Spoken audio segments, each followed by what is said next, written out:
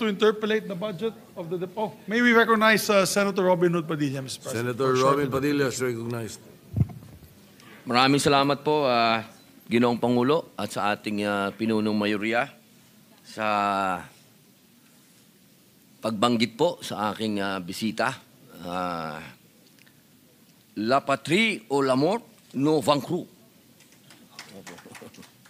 French. Fatherland or death, we shall overcome. Opo, pwede po bang magtanong sa atin pong mahal na kaibigan, Pero Senator wag in Einstein? French. Hindi ako marunong mag-French. Hanggang doon lang ang French ko.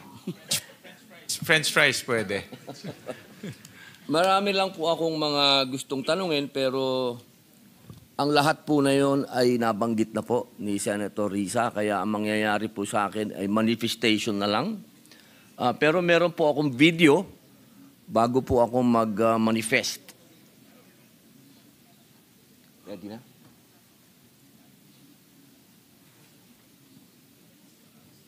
Sir.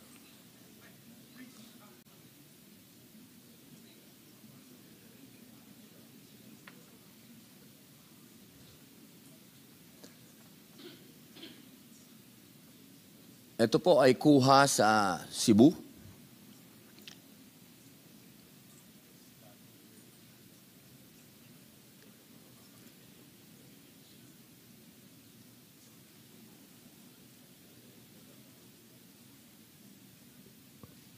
Na-interrupt po ang video, pero malinaw naman po doon sa video, nakita po natin na nakalulungkot po ang sitwasyon na ito sapagkat dito po nagkaroon po ng Lina Law. At ito po yung RA 7279, settlement. Within 2 years from the effectivity of this act, the local government units, in coordination with the National Housing Authority, shall implement the relocation and resettlement of persons living in danger areas such as esteros, railroad tracks, garbage dumps, river banks, shorelines, waterways, and other public places such as sidewalks, roads, parks, and playgrounds. The local government unit, in coordination with the National Housing Authority, shall provide relocation or resettlement sites with basic services and facilities and access to employment and livelihood opportunities sufficient to meet the basic needs of the affected families. Nais ko lang pong magkwento po sa inyo dahil hindi lang po ako galing sa Cebu, galing din po ako sa Negros at galing din po ako sa Bicol Region. Gusto ko pong ipaalam sa ating mahal na ahensya na aking pong partner sa loob ng 3 taon. Marami din po kaming project na nag-umpisahan ng NHA. Gusto ko pong iparating po sa inyo na karamihan po sa mga napuntahan kong tamaan ng kalamidad, isa lang po ang kanilang kahilingan. Sila po ay maalis sa lugar na yon at mailipat sa isang lugar na sila po ay safe. Nakikita niyo po yan, kalsada po yan, naging waterfalls na. Ganyan po ang sitwasyon. Gusto ko pong malaman po din ninyo na sila po ay hindi ko malaman kung bakit pinayagan ng local government na tumira itong mga taong ito sa riverbanks, sa mga tinatawag po nating daanan ng natural na tubig kapag umuulan. At yung iba ginawa pang barangay. Hindi ko po talaga maintindihan paano nangyari yon na itong mga taong ito ay pinayagan doon tumira. At noong nandoon po ako at nakipagtalakayan sa kanila, ang sabi po nila sa akin, wala daw pong ino-offer na resettlement o relocation sa kanila, ang NHA. Nakalulungkot po dahil kinausap ko po yung local government, dribble ang nangyari. Ang sabi po, tinuturo naman po kayo. Kasi ang sabi sa batas, sila ang mag-aalis, kayo ang magre-resettlement, ang nangyayari po, turuan. Hindi po ako magtatanong na. Ako po yung nagmamanifest lang.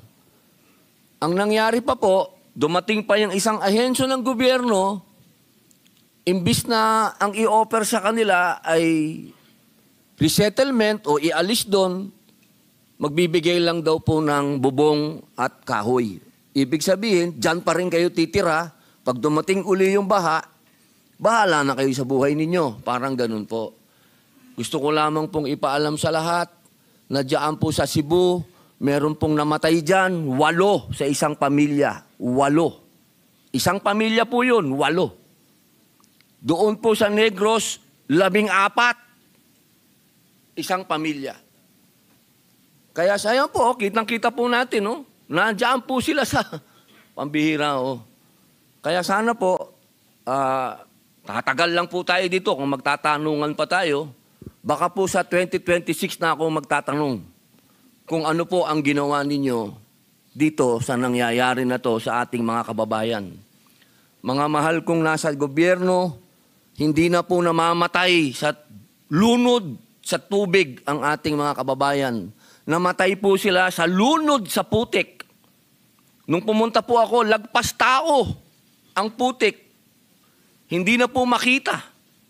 Yung pong isang pamilya, hindi nila nakita na yung kapatid niyang 3 dahil nalibing na po sa putik. Kaya sana po, ito po ang tingnan natin. Ito po ay urgent, emergency na po ito. Kailangan po natin itong aksyonan na ngayon na dahil baka may dumating na naman na bagyo. Sabi po tayo ng sabi na ito na ang sitwasyon natin, mas lalakas ang bagyo, mas dadami ang baha. Siguro po ito po ang panahon para ipakita natin talaga na ang ating gobyerno ay re-responde sa taong bayan. At ito po ang kailangan sa ngayon na. Ma-resettle po sila, ma-relocate po sila. Diyan po sa Negros, ako na po mismo naghahanap ng lupa para sa kanila. Ang sagot sa akin, hindi dito. Mahirap humanap ng lupa dito dahil puro asindero dito. Makakaaway natin dito ang mga asindero. My goodness gracious. Kaya sana po, mga mahal kong kababayan sa ating gobyerno at sa inyo po, tulungan niyo po ako. Sa 2026 na po ako magtatanong. Maraming salamat po.